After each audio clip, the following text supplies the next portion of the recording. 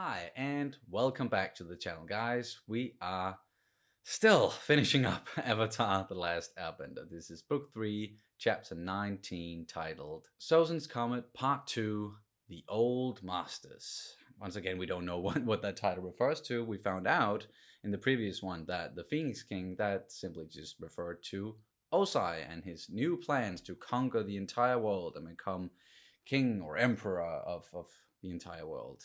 So yeah, he's just pure evil. Aang got abducted by an island, so he's there now, and the rest of the gang, they have no idea where he is. Does that have something to do with the Old Masters, this island, the thing that was kind of calling to him and making him sleepwalk in a way? Yeah, so many questions. We are really, really nearing the end here. Do you have anything you want to say before we start this one? Nope. I'm tired. Fans, well, yeah, it's been a long day as per usual. But let's jump into it. And you can, of course, always check out our full-length reactions where you can sync up the footage with your own copy of the episode. We also have early reactions, but still, that's not... yeah, we've probably started a new series by this point if you're watching on YouTube. Anywho, it's all over on Patreon, and the link is down in the description below. And here we go.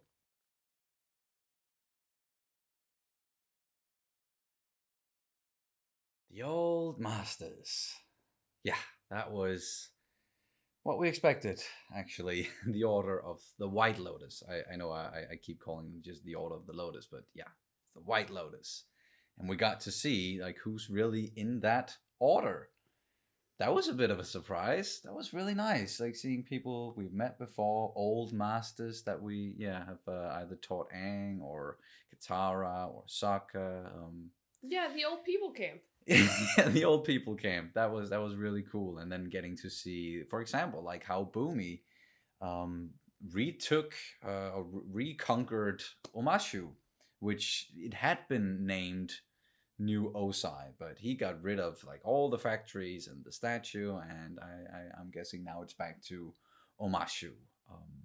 But the reason why they were together was, of course, because Iroh, he called them, but his intention is to retake or reconquer Ba Sing Se. So yeah, that's he still gets to conquer Ba Sing Se, but in a way where he's taking it back from the Fire Nation. But, I like that. Yeah, exactly. It's like he had this speech about destiny with Zuko, and he said that destiny is a funny thing. I think it was a flashback actually, in which he said. Yeah, I think it was the Western Air Temple. Yeah, and then there was a flashback to what he said. Yeah. And it makes so much more sense now, because he even said himself, well, I had a vision when I was younger that I would take Ba Sing Se, but then I found out, because destiny is a funny thing, I found out that my destiny was to retake Ba Sing Se from the Fire Nation. Yes. And yeah, it just makes so much sense, and it makes sense to his character, of course, because he has made a lot of mistakes. And so, of course, he's not, like, perfect. No. But I think he was always a good guy, a good person.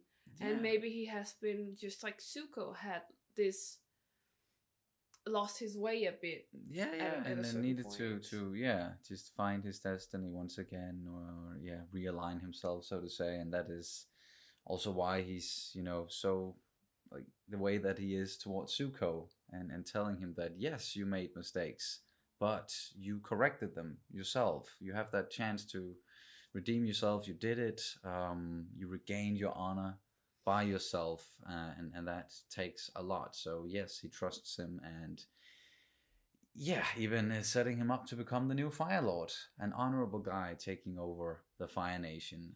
And it's a huge task, of course, for Zuko, trying to redeem a whole nation, and not only himself now, but the fact that he was able to redeem himself, that speaks to his abilities to maybe being able to redeem the Fire Nation, and help bring peace. But I think that's the way I see it, at least.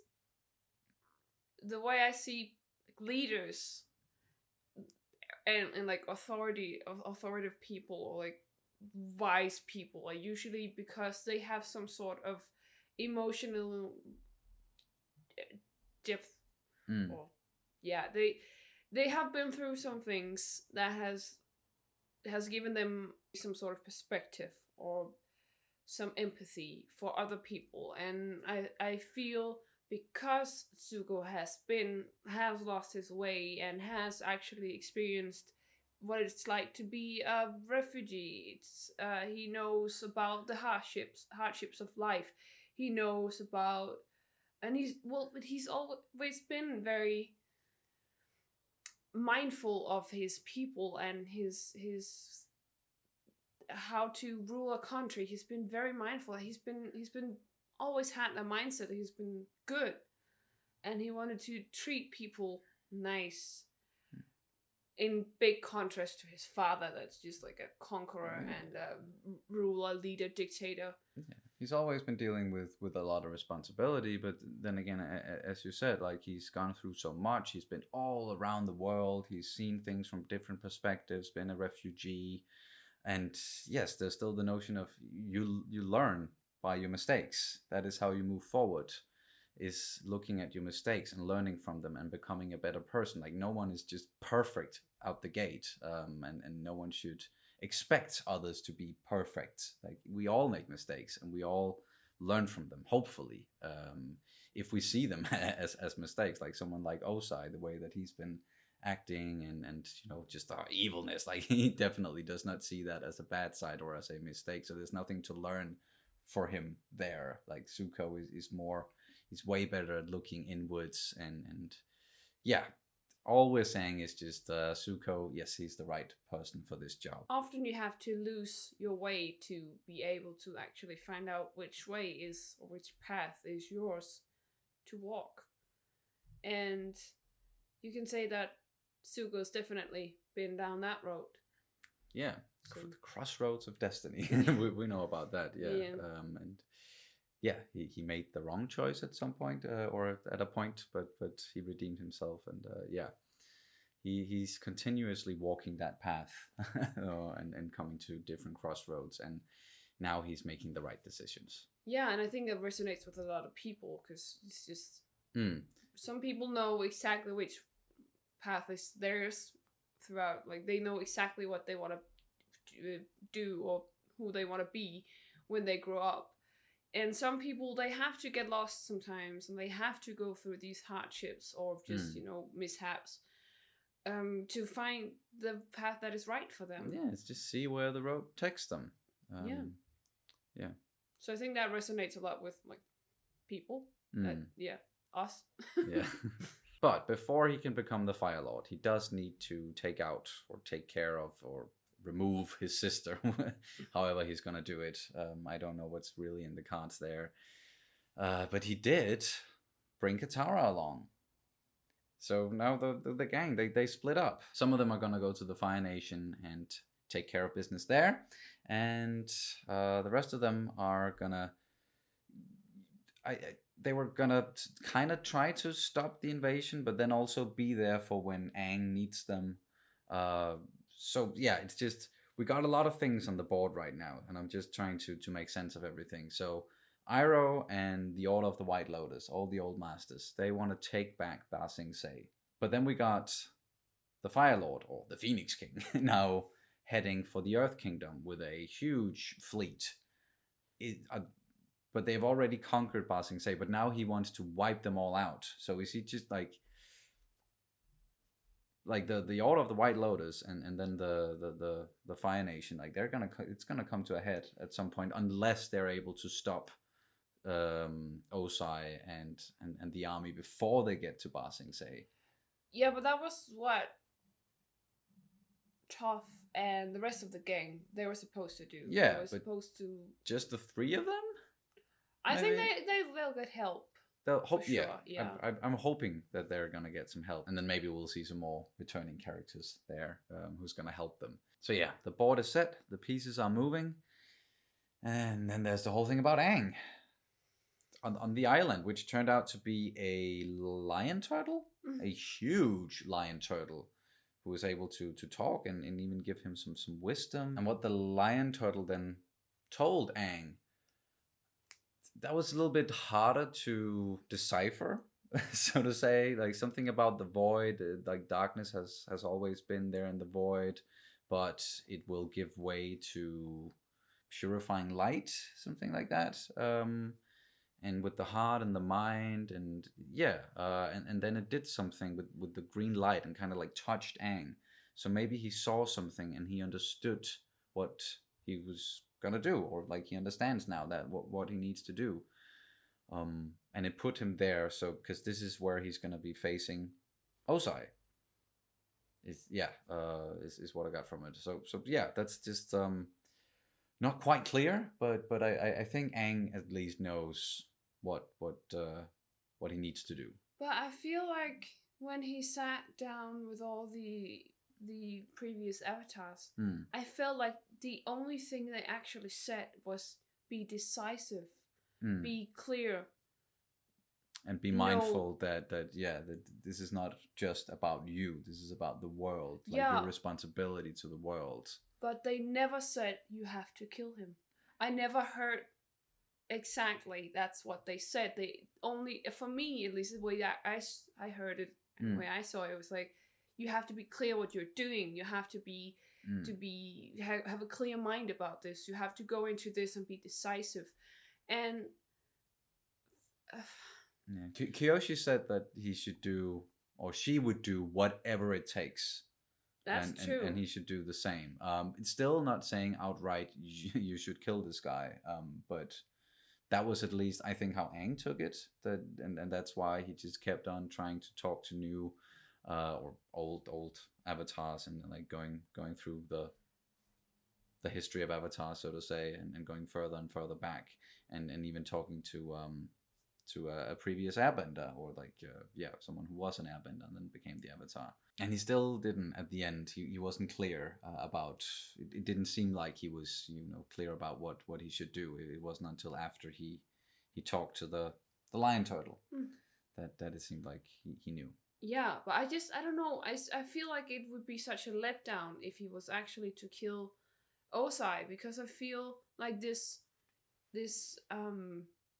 show has been so much about being true to yourself and being a good person all the way through, and so I do feel like if he has to kill him, and if he actually ends up killing him, Osai that is, I feel like that's so much against what this show is trying to convey, and I just feel like that would be a huge letdown for me, actually. Yeah, I feel like as well it's gonna take away from Aang, the character, as well, like him as a person.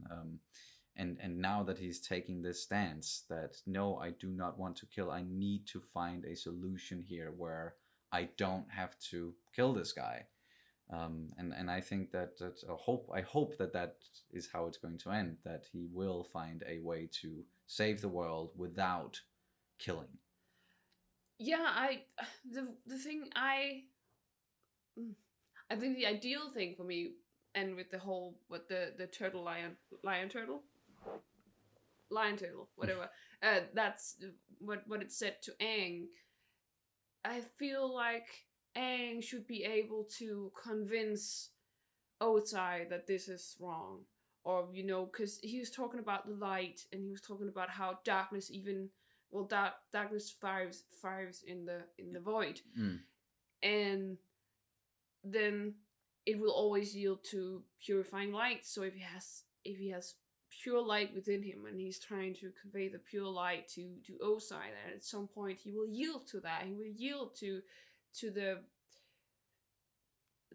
pure light that is Aang, and that's again this ideal solution. But of course, I also know that it's probably not gonna happen. From what we know about Osai, it doesn't seem like he's the kind of guy who would just stop and be like, what I'm doing, is that wrong? Yeah, I don't see that, but maybe, like, we still have 2 episodes left. Yeah. before it's all over. Only 2 episodes. Yeah, and it's really going down now. Whew, yeah, I'm so excited about everything that's gonna happen. As I said, like the board is set now. The pieces are moving. Now we only need to see how it all plays out. But it was so nice to see Iroh again. Yeah, and what a cathartic moment. Moment, Yeah, yeah, yeah, the exactly. scene, The the hug. Oh man, that so was, much release. and it was and so relief. well earned. Yeah. So well earned for this series. Like everything that's been going on, all the, yeah, redemption arc, and just characters getting lost and then finding each other again. It's just, yeah, it's very well earned. Yeah, and just that was the last thing for Zuko, right? He would just needed to know that he was forgiven, and I hope it's gonna give him the last notch of confidence. Yeah, to defeat Azula at least. Or well, just the last confidence in himself, and that he's actually a good person. Like it's the last. He has no more doubt in his heart now. And hopefully then he's gonna use that to do what he needs to do. Yeah. And yeah, take over the Fire Nation and become the new Fire Lord. So yeah, great episode. We finally got to see what was up with the Order of the White Lotus. It was kind of like we expected, but more as well. And now, I just said it, but 2 episodes left. Still can't believe we're nearing the end. But do you have anything else you want to add to this one? Just that I had a little bit of Stephen King vibes with that big lion turtle. Oh yeah, actually. That's And now that we're talking about, you mentioned Stephen King, and that just makes me think of horror.